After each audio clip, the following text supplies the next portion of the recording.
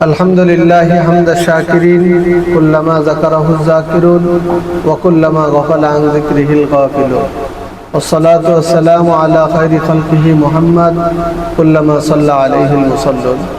বন্ধুরা, আশা করি সকলে ভালো আছেন। দূরে এবং কাছে, দেশ এবং প্রবাসে যে যেখান থেকে শুনছেন আপনাদেরকে স্বাগত জানাচ্ছি। তাগলিব মিডিয়ার পক্ষ থেকে আপনাদেরকে স্বাগত জানাচ্ছি।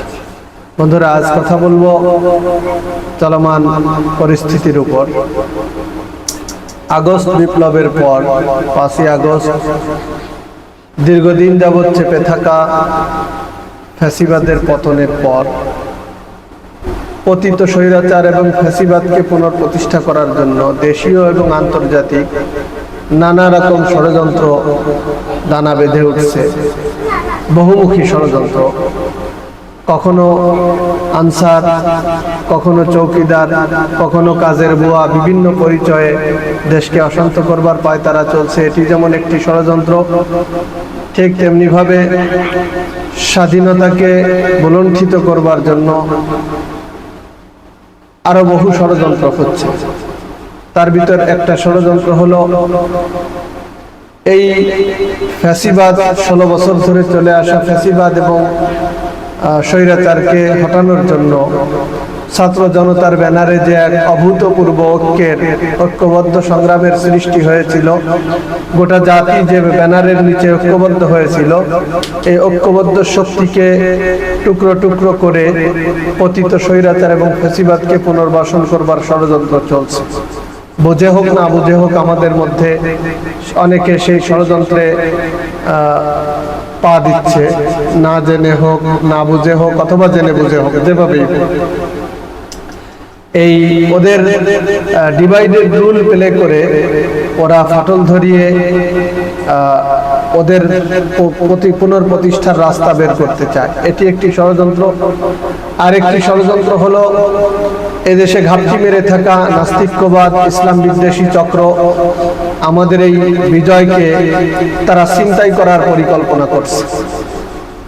1971 সালে মহান মুক্তিযুদ্ধে লাখো শহীদের রক্তের বিনিময়ে অর্জিত স্বাধীনতা, সেটি ছিল ধর্মীয় আবেগ, অনুভূতি এবং ইসলাম ধর্মকে সাথে নিয়েই সে লড়াই হয়েছিল। কিন্তু তারপরে 72-এর সংবিধান রচনার সময় এদেশের ঘাপটি মেরে থাকা নাস্তিক, মুরতাদ, ইসলাম বিদ্বেষী চক্র স্বাধীনতার মহান মুক্তিযুদ্ধকে ইসলামের বিপক্ষে দাঁড় করিয়ে, ইসলামের সাথে সাংঘর্ষিকভাবে দাঁড় করিয়ে তারা এদেশে ইসলাম এবং স্বাধীনতাকে যুদ্ধকে মুখোমুখি দাঁড় করিয়েছে। ওই ঘাপটি মেরে থাকা ইসলাম বিদ্বেষী চক্রের প্রেতাত্মারা এই নতুন এবং দ্বিতীয় স্বাধীনতার পরে তারা আবার এই স্বাধীনতাকে ছিনতাই করবার পায়তারা করতেছে। তারা এই স্বাধীনতাকে ইসলাম এর বিপক্ষে দাঁড় করাবার চক্রান্ত করতেছে। অথচ এই স্বাধীনতা ছিল সম্পূর্ণ আল্লাহর প্রতি আস্থা, অবিচল আস্থা এবং বিশ্বাস, ইসলামের প্রতি ভালোবাসা এবং আনুগত্যতা এবং ধর্মীয় আবেগ অনুভূতিকে পুঁজি করে। তার একটা উদাহরণ দেই। সকাল থেকে দুপুর গড়িয়ে যায়, প্রখর রোদের ভিতরে উত্তপ্ত পিচের উপর দাঁড়িয়ে ছাত্ররা গগন বিদারী স্লোগান দিচ্ছে। এমন সময় যখন তাদের কানে ভেসে আসছে হাইয়া আলাস সালাহ, হাইয়া আলাল ফালাহ, তখন তারা আল্লাহ তাআলার এই আহ্বানে সাড়া দিয়ে ওই উত্তপ্ত পিচের উপরে সিজদা অবনত হয়েছে। আপনারা সোশ্যাল মিডিয়াতে দেখেছেন, নামাজ পড়েছে, সিজদা করেছে। এরকম ধর্ম অনুরাগী ছাত্র ভাইদের আন্দোলনের পরে তারা যখন, এরকম আরো অনেক দৃষ্টান্ত আছে, ইসলাম অনুরাগী, ধর্ম অনুরাগী অনেক দৃষ্টান্ত আছে।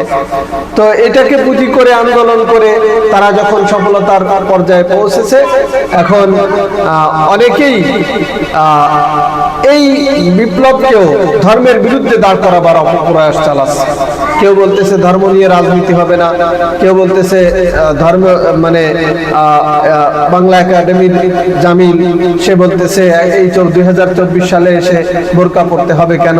এগুলো সব চক্রান্তের নীল নকশা, এগুলো সব চক্রান্তেরই ধারাবাহিকতা। এই জন্য আমাদের সকলকে সব চক্রান্তে হঠাৎ করে উত্তেজিত হলে চলবে না। মাথা ঠান্ডা রেখে বুঝে শুনে চিন্তা ভাবনা করে পা ফেলতে হবে। কোনো অবস্থাতেই যেন পতিত স্বৈরাচার এবং ফাঁসিবাদ পুনর্বাসিত হওয়ার সুযোগ না পায়, এ ব্যাপারে সবাইকে সজাগ এবং সতর্ক থাকতে হবে এবং ঐক্যবদ্ধ থাকতে হবে। আল্লাহ তাআলা আমাদেরকে বোঝার তৌফিক দান করুক। আসসালামু আলাইকুম ওয়া রাহমাতুল্লাহ।